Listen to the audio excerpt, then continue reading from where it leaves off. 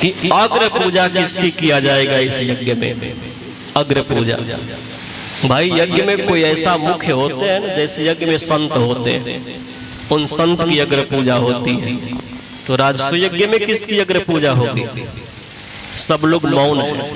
और बटोर में शिशुपाल भी गए हैं, दंतवक्र भी गए हैं, सालो भी गए हैं, कर्ण भी हैं, दुर्योधन भी हैं, सब लोग हैं। लेकिन कोई बोल नहीं रहा है कि खड़ा होकर सभा में बोल दिया जाए कि किसकी अग्र पूजा हो। कुछ देर के बाद सहदेव खड़े हुए, सहदेव जी, पांडु नंदन सहदेव खड़े हुए और कहे कि अग्र पूजा केवल और केवल कृष्ण की होनी चाहिए। अब चारों तरफ से तालियों से पंडाल गड़गड़ा गया महाराज कि कृष्ण की ही अग्र पूजा होनी चाहिए। जब कृष्ण अग्र पूजा की बात शिशुपाल ने सुना, तुरंत कमर बांध करके उस सभा के बीच में खड़ा हो गया। ये कैसे होगा? ये कृष्ण कौन है अग्र पूजा के अधिकारी? कौन है जो किसको नहीं छले, किससे नहीं शत्रुता बांधे हैं? पहले गांव में जन्मे, बगीचों में रहे, वनों में घूमे, है तो ग्वारा, है तो ग्वाल, आज सबसे छिप करके द्वारका पूरी बना के रहते हैं समुद्र में। और क्या यही अग्र पूजा के अधिकारी होंगे? क्या बड़े बड़े भूपति नरपति यहाँ नहीं है? अब भैया शिशुपाल गाली देना शुरू किए। कई गाली दिया? 99। जब 100वां गाली दिया तो भगवान ने उसके सिर को काट दिया। लेकिन जिम्मेदारी कुछ है ना, ईश्वर है ना, नारायण है। 100 ना 100 लाख गाली यदि हम लोगों को कोई दे महाराज तो हम लोग बर्दाश्त कर लेंगे। और वह ईश्वर क्या 100 गाली भी नहीं सह सकते हैं?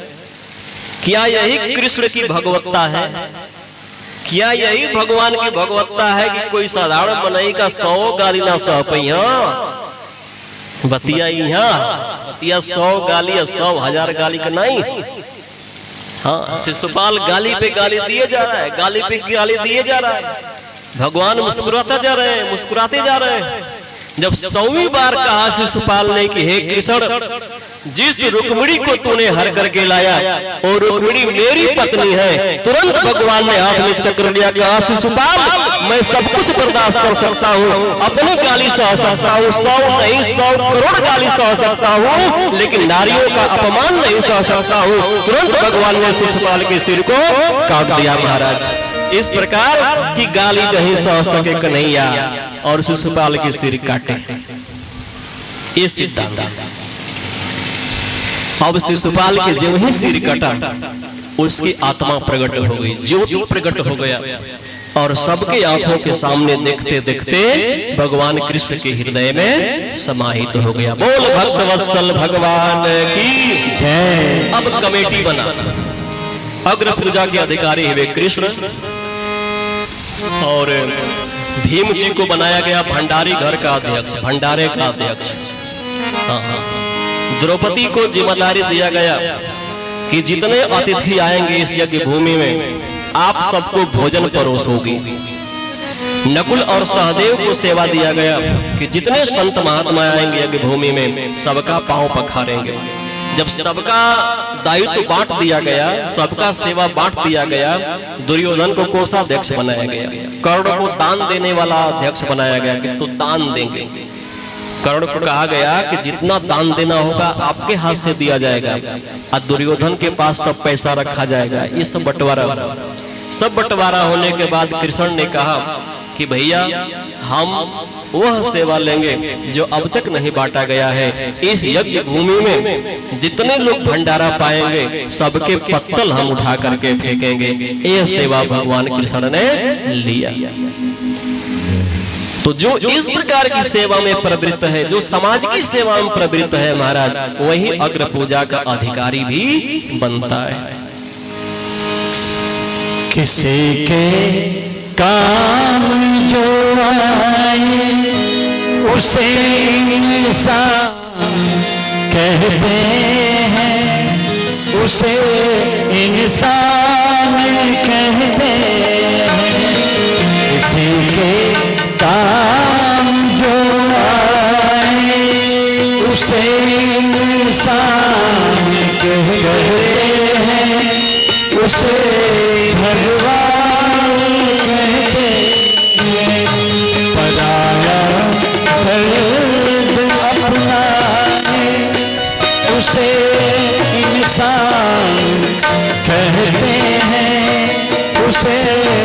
इंसान कहते हैं।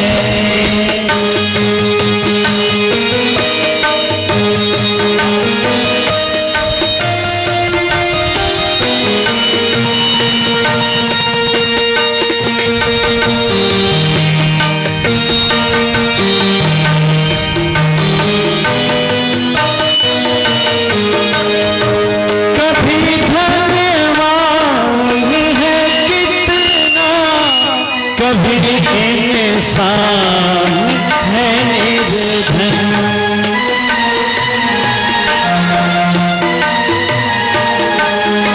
कभी सुख है कभी दुख है, इसी का नाम है जीवन।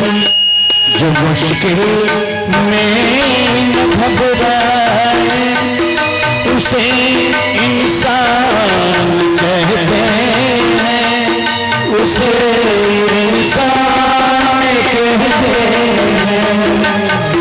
ये काम जो आए उसे इंसान कहते हैं, उसे इंसान कहते हैं।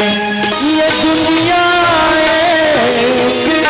उलझन है, कहीं धोखा कहीं धोकर,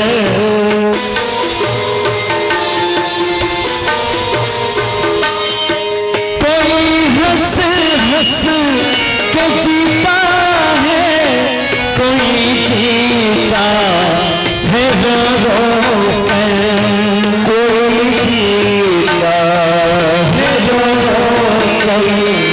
जो फिर कर भी संभल जाए उसे इंसान कहते हैं, उसे इंसान कहते हैं।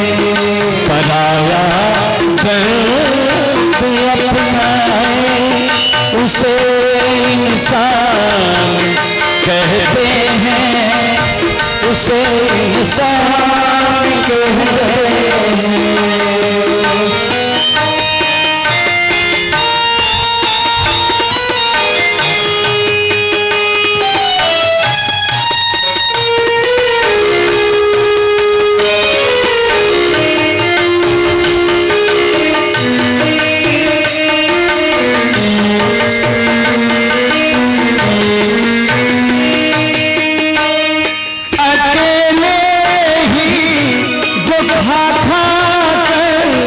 सदा गुजरान करते हैं,